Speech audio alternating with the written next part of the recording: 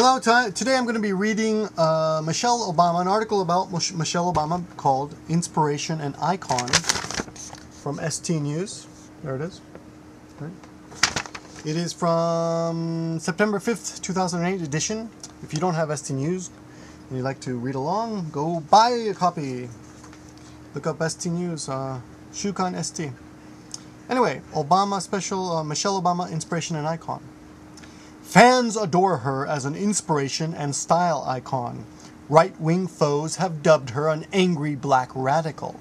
But for First Lady in Waiting, Michelle Obama, she is first and foremost a mom.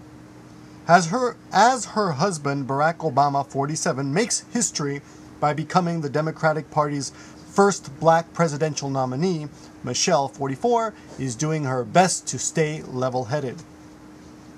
Initially, she had sought to stay in the shadows, partly out of a natural tendency to avoid the limelight, but mainly for the sake of their young daughters, Malia, 10, and Sasha, 7. But during Barack's electrifying campaign for change, Michelle was thrust increasingly to the fore, emerging as a feisty, engaging, and charismatic woman. The 1.8 meter tall athletic lawyer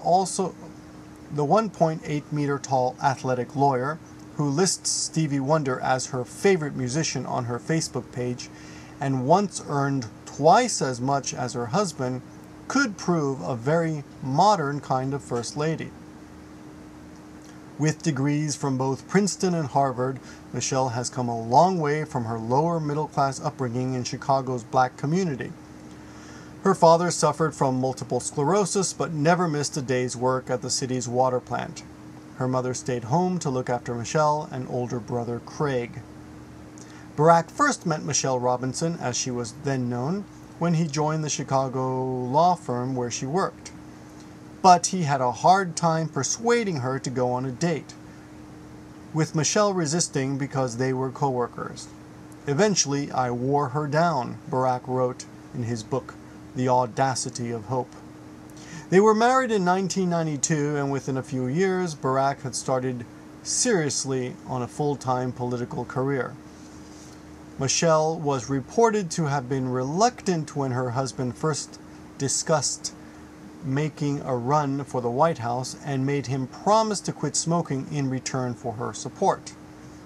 In 2007, Michelle took leave from her job as a vice president at the University of Chicago Medical Center to accompany her husband. She is often said to be her husband's rock, but insists she is not his political advisor, although he said she is among the wisest people he knows. One of the things you need, I think any leader needs, is somebody who can get in your face and say, "Boy, you really screwed that one up," he said. If the couple is elected in November to the White House, Michelle knows firmly where her priorities lie. "My first job, in all honesty, is going to continue to be mom-in-chief," she said, to ensure their daughters are settled and that they know they will continue to be the center of our universe.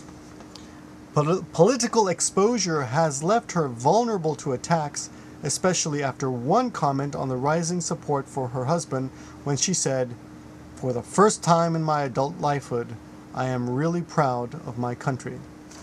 Some criticized that comment as unpatriotic. Michelle herself moved to soften her image. She said she wanted people to get to know her and her husband. Barack and I, as partners, as friends, and as lovers. We accessorize each other in many ways, she said. AFP GG. Okay, I hope that was helpful. Study hard, and I'll see you next week.